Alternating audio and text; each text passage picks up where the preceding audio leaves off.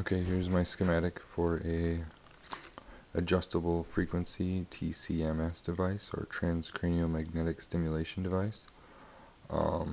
Potentially you could pulse rife frequencies through this device as well. So here I'll explain it. This is your incoming wall. I have just drawn out the schematics for the step-down transformer that powers your signal generator. Your signal generator is going to switch off and on your power transistor, and my power transistor right now is being driven by a 12 volt step-down transformer as well, rectified into DC.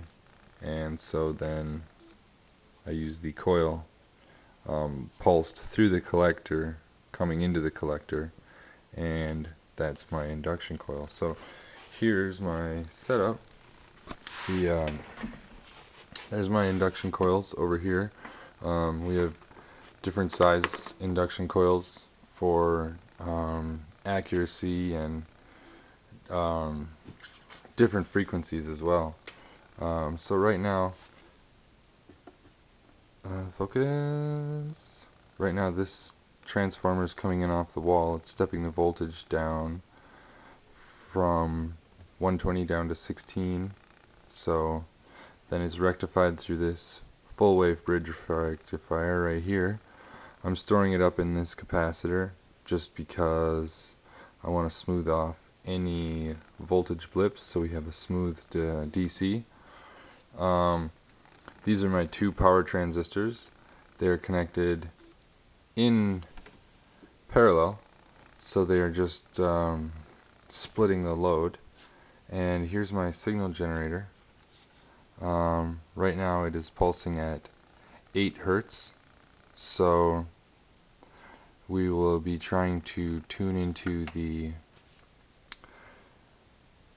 I believe it would be the beta brainwaves. So similar to the Schumann resonance. So we're at 8 Hertz on our signal generator. Once we turn the signal generator on, now we're powering the load, the voltage drops down from 16 to 13, and here we can see on our coil that we can differentiate between our north and our south hemispheres on our electromagnet. So therefore the coil is pulsing. If you get really close to it, you can hear a buzzing or a thumping at the frequency that it's being pulsed at. The higher frequencies is more of a ring. So then this device could potentially be used for transcranial magnetic stimulation, or to pulse certain rife frequencies.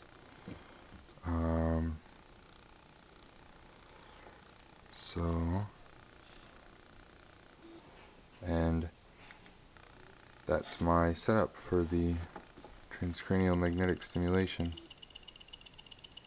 It's pulsing at such a low hertz, so the needle vibrates.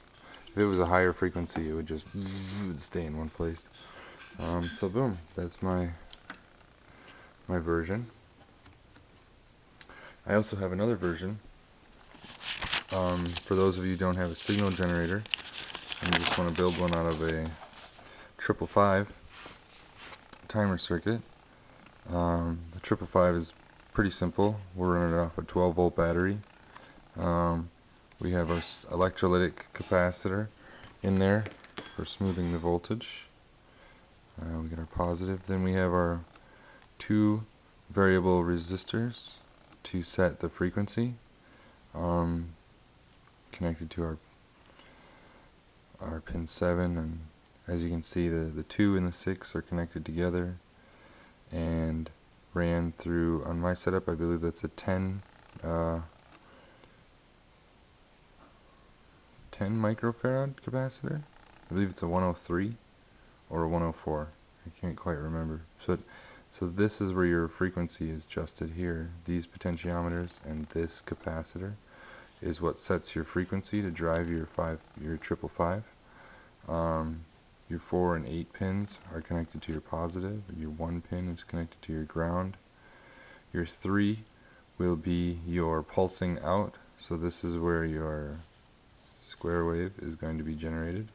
It's not a very good picture of the square wave, but so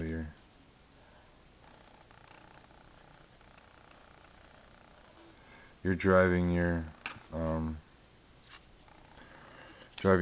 switching transistors or your power MOSFETs, whichever you care to use. In this case, I'm using some old salvaged